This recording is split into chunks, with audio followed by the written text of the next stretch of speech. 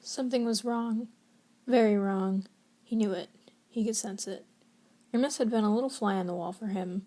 The story he told was pretty unbelievable, but now he was starting to get a bit suspicious. Virgil hadn't lied.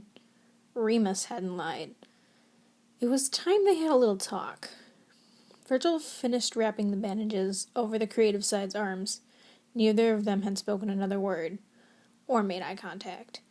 Roman frowned while he watched the shorter tend to his wounds. He felt empty, just numb. He didn't want worry. He didn't want pity. He was a strong one, holds everyone up when they need it. He didn't need it.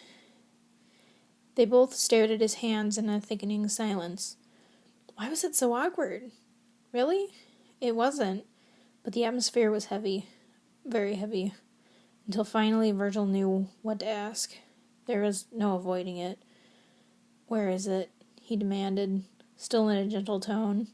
While fixing up his arms, he recognized the telltale scars. They were too familiar. What do you mean?" Roman started. Where's what?" His head tilted to the side. The taller didn't know what was being implied, but his gut told him it wasn't anything good. The anxious side's eyes narrowed, staring deep into the other's soul. He had a knack for being able to communicate without words. Not in normal circumstances, of course. He'd kill to be able to socialize on a regular basis so easily. "Oh," was all Roman said in response. "Nope, definitely not good." "It's in my room, under my bed," he finally responded. Virgil nodded. "Thank you." He disappeared for a moment as the creative side sat there. He sighed. Someone knew. This wasn't how it was supposed to be. "Virgil!" Deceit started, making the other jump after disposing of a small blade. He gained his bearings to face his old friend. "Deceit," was all he responded. "We don't need to talk," he chuckled slightly. "But not here." The dark side snapped, and they were both transported to a familiar dark and dusty castle. Virgil looked around for a moment. It had been a long time since this place looked so just dark, so empty and lifeless. The shortest side crossed his arms over his chest. He had to remind himself how to behave. They hated each other now. That's all he had to do. "About what?" he snapped to the snake. "You are supposed to be here," Deceit said before fixing his gaze on Virgil. "Are you now?" Virgil was taken aback a moment, but of course he knew. He shook his head. No, I'm not." "And what shall we do about that, the snake questioned in his normal tone. Virgil had no idea. He didn't know why Deceit was so interested. So what if he was somehow transported here? Didn't affect him.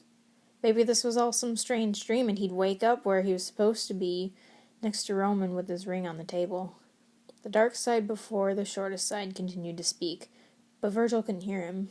Something started to completely absorb his attention, something he couldn't ignore.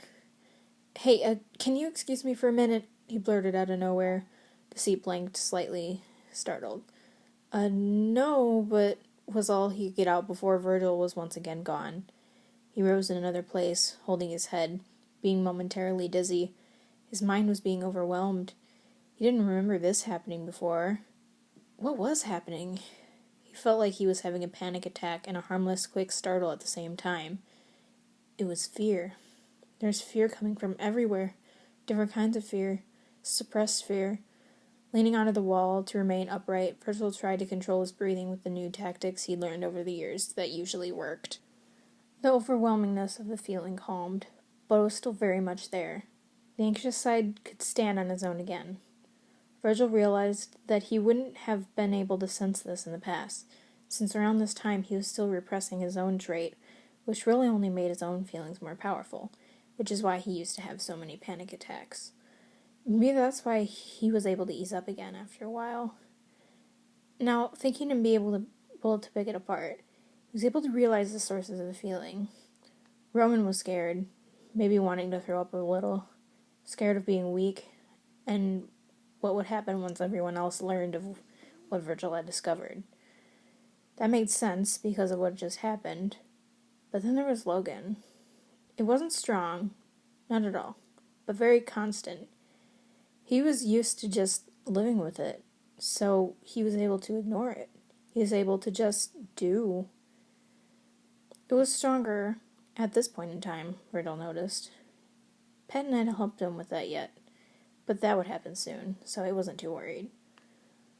The real thing, though, was Patton himself. Virgil covered his mouth as the emotion behind the fear cleared. "Oh, Pat," Virgil gasped. He couldn't believe how severe everyone had this looming fear. Simplified, it was a fear of not being good enough. Why Logan was always working and didn't bother with other activities. Why Patton was always smiling. Why Roman was never satisfied.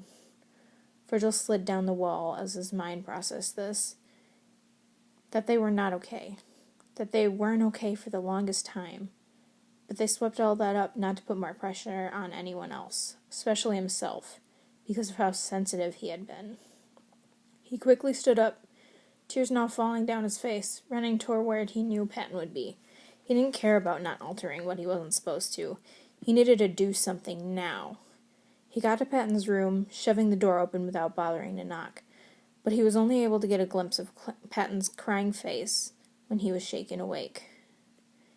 He shot up and looked around frantically. Roman was standing over him with a concerned expression. His voice was calm as he tried to calm his boyfriend. "Shh, shh, shh. It's okay," he said with a calm, soothing tone. "It was just a dream."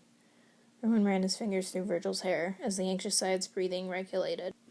The teller's face had a small, calm smile as Virgil slowly sat up to hug him. Roman rubbed his back and continued to console him, thinking it was just another nightmare. Too much of a common occurrence between them. Roman didn't have as many as he once had, though, to which he was unaware Virgil would often have a part in calming those nightmares away. Virgil looked to the bedside table and desperately grasped onto his silver ring. He finally had it back where it belonged. After the creative side helped him to overall contain his thoughts, Virgil stood up with a determined face. "Come on," he urged, while holding out his hand for Roman to take.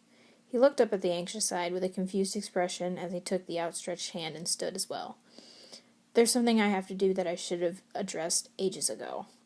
With that, they both walked out of the room, Virgil leading them towards the others. He wasn't going to sit by any longer while everyone was hurting, no matter how much that conversation intimidated him. He just couldn't stand it anymore.